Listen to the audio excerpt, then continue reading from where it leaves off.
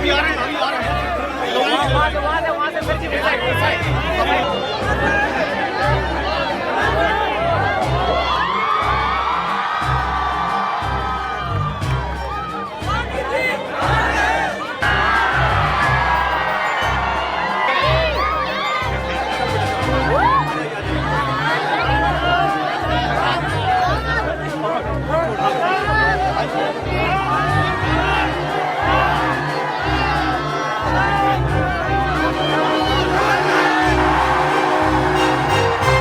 Khan sir Patna वाले। जी हाँ, हम उन्हीं खान सर पटना वाले की बात कर रहे हैं जिन्होंने इतनी कम उम्र में शिक्षा जगत में अपनी एक पहचान खड़ी कर दी। देश ही नहीं बल्कि दुनिया में उन्होंने अपनी एक पहचान बनाई। शिक्षा जगत के महानायक बनकर उभरे खान सर कहते हैं कि शिक्षा ऐसी शेरनी है, जिसने भी शिक्षा की शेरनी का दूध पिया वो दहाड़ेगा जरूर।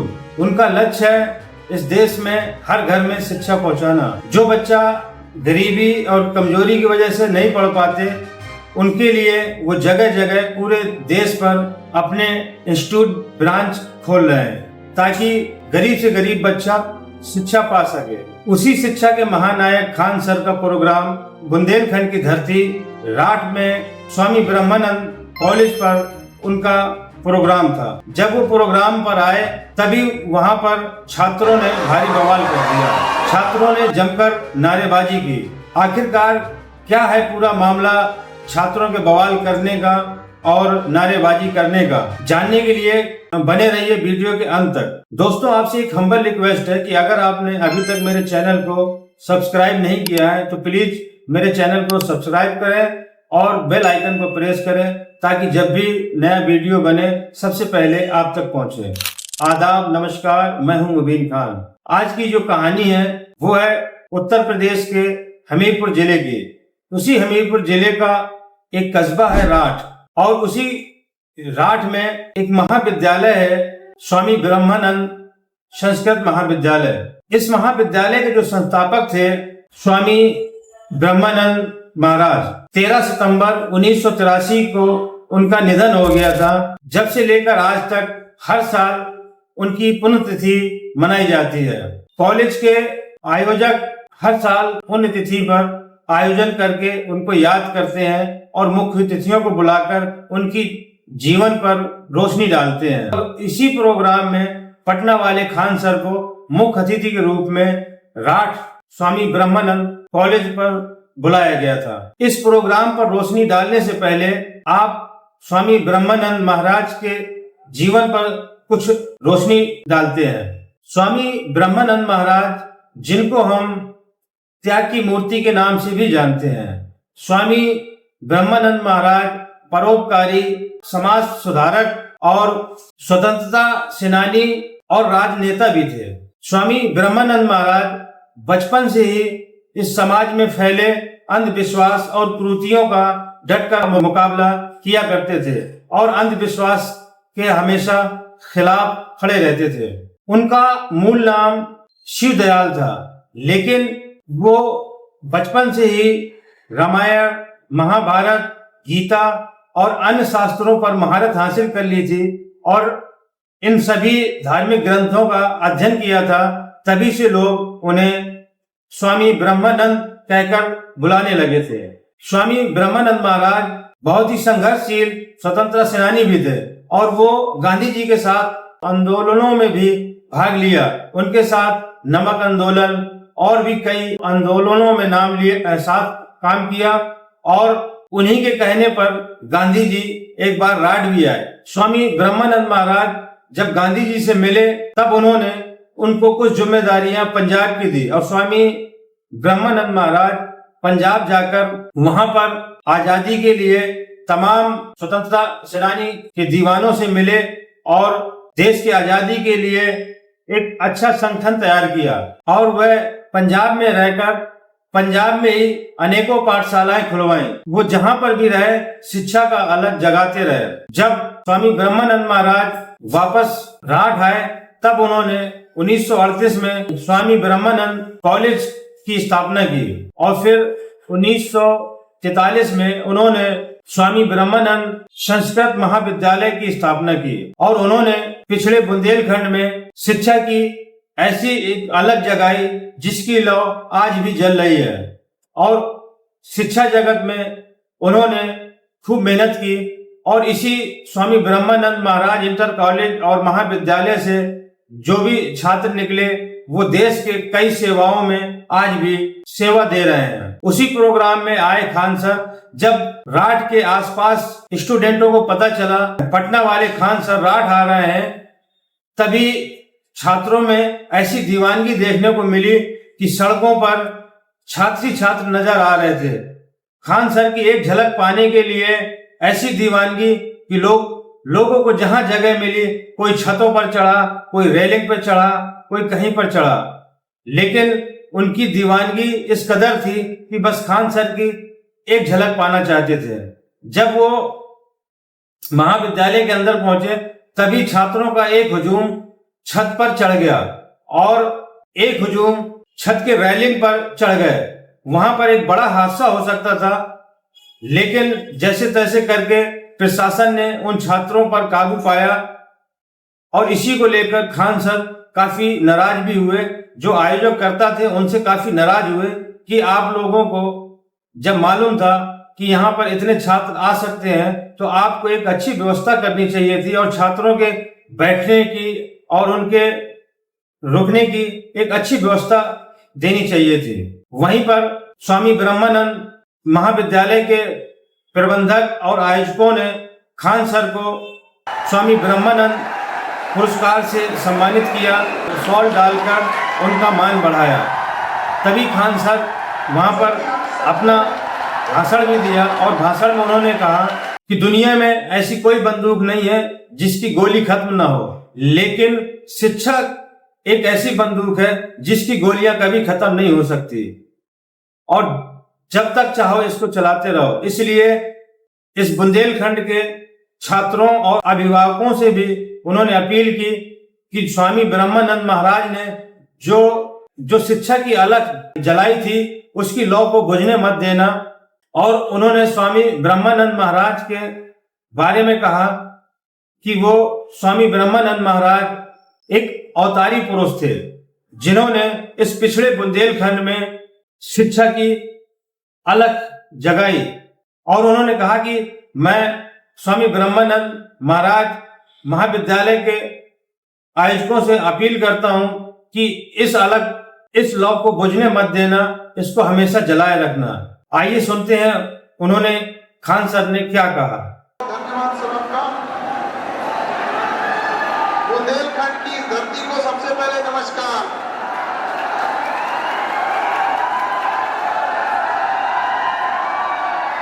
आज इस अवार्ड सेरेमनी में आए सभी गणमान्य लोगों को मेरा नमस्कार। सभी जनप्रतिनिधि इस व्यवस्था के सुचारू रूप से चल सके उसके लिए जो संगठन बना, जो समिति बनाई, सारे लोगों ने एक अच्छे से व्यवस्था को सुचारू रूप से चालू रखा। उन सभी को मेरा नमस्कार। इस अवार्ड सेरेमनी के मुख्य अतिथि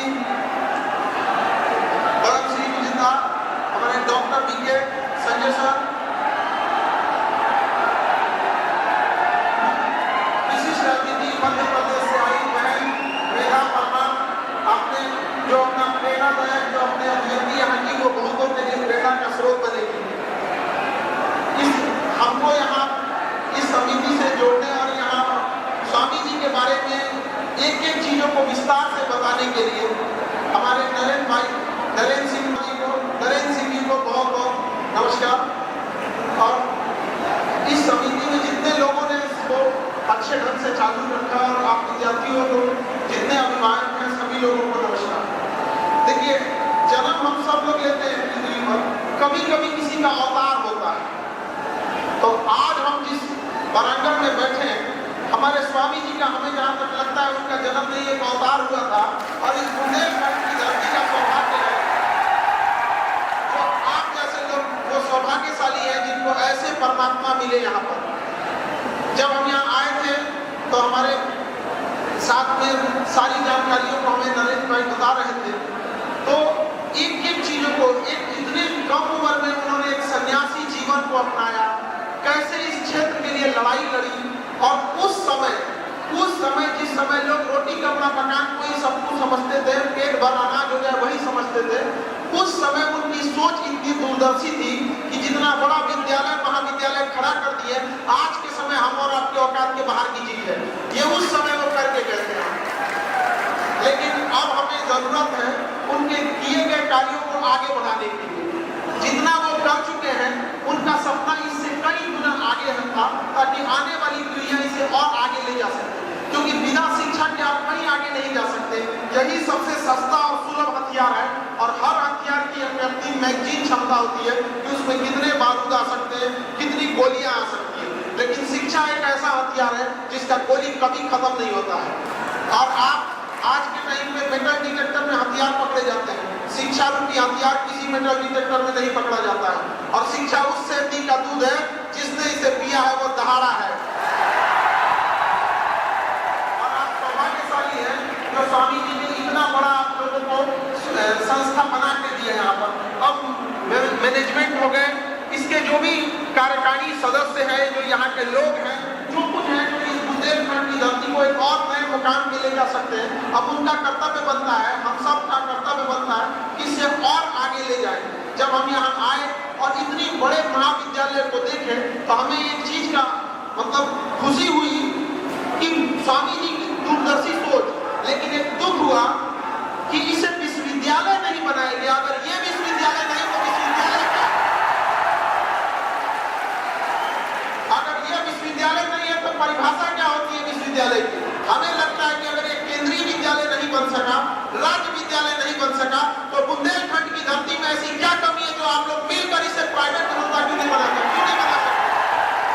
जब स्वामी जी ने इतना काम किया, उस समय जब हमारे पास संसाधन नहीं हुआ करते थे, पैसे नहीं हुआ करते थे, परिवहन के स्रोत नहीं हुआ करते थे, लोगों की आय इतनी कम थी, तो आज के समय हम लोग क्यों नहीं इसे अपने दम में, अपने बलबूते पर एक विश्वविद्यालय का रूप दे सके, जिससे कि हजारों छात्र और छात्राएं पढ़ सके और इस क्षेत्र का नहीं बल्कि पूरे देश का नाम रोशन कर सके।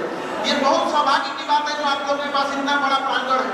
जिस समय कृषि विश्वविद्यालय, हमारा देश कृषि प्रधान देश है, जब तक हम किसानों का भला न कर सकेंगे तब तक ये देश का भला नहीं हो सकेगा। हम देश ने दो लोगों से बहुत बड़ा गलती कर दिया, हमने किसानों की शक्ति को अंडर एस्टिमेट कर दिया और महिलाओं की शक्ति को पहचान न सके। यहाँ पर केवल 9 दिन तक नवरात्रि में महिलाओं की शक्ति पहचानते हम लोग। जिस दिन या 365 दिन हम उन्हें सम्मान और शिक्षा देने लगे, याद रखिएगा वह दिन दूर नहीं जब भारत आगे बढ़ जाएगा। जब से आजादी हुई तब से हम पुरुष समाज सोचते हैं कि देश को आगे ले जा सकते हैं। आजादी के इतने साल भी हम पुरुषों के बस के बाहर हो गया, देश विकसित नहीं हो पाया।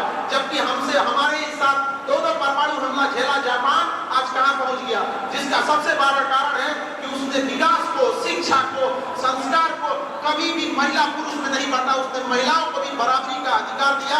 जिस दिन हम लोग की शिक्षा में यह अधिकार देंगे वह दिन दूर नहीं जब भारत के विकसित देशों में गिना जाएगा। और महिलाओं से कहते हैं कि समाज आपका कितना सुनेगा, समाज में आपका कितना दबदबा रहेगा, समाज में आपका कितना पहचान रहेगा, ये उसी बात पर डिपेंड करता है कि विद्यालयों में आपका कितना दबदबा है। जिस दिन विद्यालयों में आपकी बराबरी पुरुषों के बराबर हो गई, उस दिन आपको पुरुषों के बराबरी खड़ा करने में कोई नहीं रोक सकता।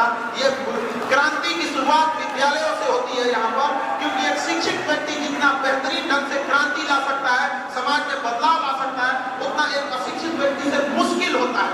हालांकि मेरे इस बात को स्वामी ब्रह्मानंद जी ने काट दिया था। सोचिए वो कितने दूरदर्शी थे, लेकिन यह बात हम जन्म लेने वालों पे होती है, अवतार लेने वालों पे ये सब चीजें लागू नहीं होती है। वो सच में एक अवतार का रूप थे जो खुद उतनी शिक्षा ना मिल सकी, गरीबी, मजबूरी, उस समय की तत्कालीन कारणों के बावजूद। लेकिन सोचिए जो व्यक्ति कितना महान, 100 साल आगे तक की सोच रखने वाला व्यक्ति क्या दे के चला गया आपके जगह को यहाँ पर। ये सौभाग्य है, अगर वो नहीं दिए रहते तो शायद इस देश इस जगह को नहीं मिल सकता था। जब हम आए तो हमें लगा कि होगा कोई विद्यालय, लेकिन जब हम यहाँ आने के बाद हम चौंक गए यहाँ पर। और हम आप सबसे वादा करते हैं, आप सब मिलकर इसे एक यूनिवर्सिटी का दर्जा दीजिए। जिस दिन यह यूनिवर्सिटी बनेगा हम वादा करते हैं हम यहाँ के गेस्ट लेक्चर लेंगे यहाँ पर। ये वादा है हमारा बुंदेलखंड की धरती से, मगध की धरती से आए हैं, बुंदेलखंड की धरती से एक सौगात मांगने आए हैं आप सब लोग मिलकर इसे एक महाविद्यालय से विश्वविद्यालय की ओर ले जाइए। कोई जरूरी नहीं कि आपके साथ कोई खड़ा ही होगा, कोई जरूरी नहीं। स्वामी जी के साथ कितने लोग खड़े थे, लेकिन स्वामी जी की एक सबसे अच्छी चीज लगती है, उनका कहना था विचार विमर्श योजना बनती रहेगी, तुम शुरुआत तो करो, कारवां तुम्हारे साथ चलेगा। एक छोटी सी कुटिया से एक पतला दुबला शरीर वाला व्यक्ति छोटी सी कुटिया से कहां लेके चला गया समाज। क्या हम लोग उन्हीं के दिखाए हुए नक्शे पे चल रहे हैं? अगर चल रहे होते तो इस क्षेत्र का बदलाव हो जाता था। एक समय था जब यहाँ कृषि विद्यालय रखे गए थे तो लोग महाराष्ट्र, गुजरात, बंगाल, बिहार से यहाँ कृषि विद्यालय में पढ़ने आया करते थे। लेकिन क्या हम लोग ने उनके दिए गए कर्म हम लोग के चले हैं, उनके अधूरे सपने को पूरा किए? एक बार हमें अपने आप से सोचने की जरूरत है। शिक्षा बहुत जरूरी चीज है, बिना शिक्षा के आप कुछ नहीं कर सकते। आप गौर करेंगे कि एक मजदूर जो होता है जिसके पास शिक्षा नहीं होती है, अगर वो मजदूरी कर रहा है तो वही ईंटा, गिट्टी, बालू, सीमेंट, वो 10 साल वही मजदूरी करता है, फिर मिस्त्री से पूछता है कई का मसाला बनेगा। लेकिन हम आपसे कहते हैं, आप अगर पढ़े लिखे हैं ना, अगर कारणवश कभी मजबूरी में अगर आपको मजदूरी करना पड़ जाए ना, तो 6 महीना मजदूरी करेंगे, 6 महीना बाद आप मिस्त्री बन चुके रहेंगे। उसके 2 साल बाद आप छोटे मोटे ठेकेदार बन चुके रहेंगे, पढ़ लिख कर एक बड़े बिल्डर बन चुके रहेंगे, जिस चीज को दिखाते हैं। तो शिक्षा एक ऐसी चीज है जो अनंत का रास्ता रोकता है। अशिक्षित व्यक्ति में हिम्मत का अभाव हो जाता है, उसे लगता है कि हमारा साथ कोई देने वाला नहीं है। और शिक्षित व्यक्ति को लगता है, उसे यह पूर्ण विश्वास होता है कि दुनिया का कोई भी व्यक्ति जब संघर्ष कर रहे थे तो अकेले थे। अरे वनवास में जब राम जी अकेले युद्ध लड़े तो हम इंसानों की औकात क्या होती है। तो दोस्तों, ये थे खान सर का भाषण। ये वीडियो आपको कैसा लगा कमेंट करके अपनी राय जरूर दें और अपना सुझाव दें। दोस्तों, अगर ये वीडियो आपको अच्छा लगा हो तो लाइक, शेयर, कमेंट करें, और अगर फेसबुक पर देख रहे हो तो पेज को फॉलो करें। मिलते हैं अगले वीडियो में नई कहानी के साथ। जय हिंद।